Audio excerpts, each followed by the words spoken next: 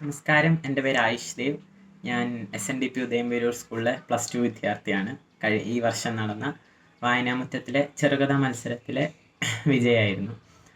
വായനയിലേക്ക് ഞാൻ എത്തുന്നത് വീട്ടിൽ നിന്ന് തന്നെയാണ്. വീട്ടിൽ കുറേ പുസ്തകങ്ങളുണ്ടായിരുന്നു. അങ്ങനെ ചെറു പുസ്തകങ്ങളൊക്കെ വായിച്ച് പിന്നെ വലിയ നോവലിലേക്കൊക്കെ എത്തുകയായിരുന്നു. പക്ഷേ എഴുത്തും കവിത, കഥ അങ്ങനെയൊന്നും എഴുതിയിട്ടില്ല. അച്ഛൻ എപ്പോഴും എഴുതി നോക്കൂ എന്ന് പറഞ്ഞിട്ടുണ്ടെങ്കിലും ഞാൻ അങ്ങനെ എഴുതിയിട്ടില്ലായിരുന്നു.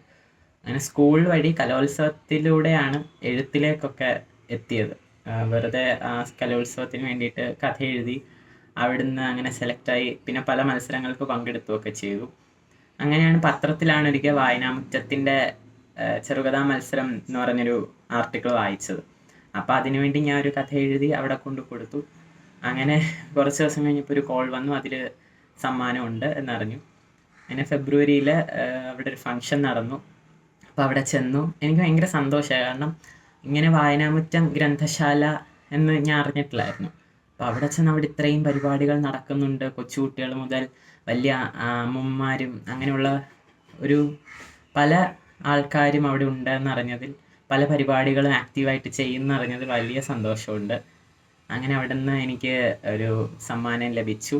അതെൻ്റെ അച്ഛൻ തന്നെയാണ് എനിക്ക് തന്നതെന്ന് വലിയ സന്തോഷമുണ്ട്. വായനാമുറ്റത്തിൻ്റെ പരിപാടികൾ ഇങ്ങനെ പലതും നടന്നുകൊണ്ടിരിക്കുന്നു. ഈ വർഷത്തെ വായനാവാരത്തിൽ ഇങ്ങനെ ഒരു പരിപാടിയിൽ എനിക്ക് പങ്കെടുക്കാൻ സാധിച്ചു എന്നതിൽ വലിയ സന്തോഷമുണ്ട്. അപ്പോൾ ഇനിയും ഇങ്ങനത്തെ പരിപാടികൾ ഉണ്ടാവട്ടെ. സന്തോഷം, എല്ലാവർക്കും സന്തോഷം.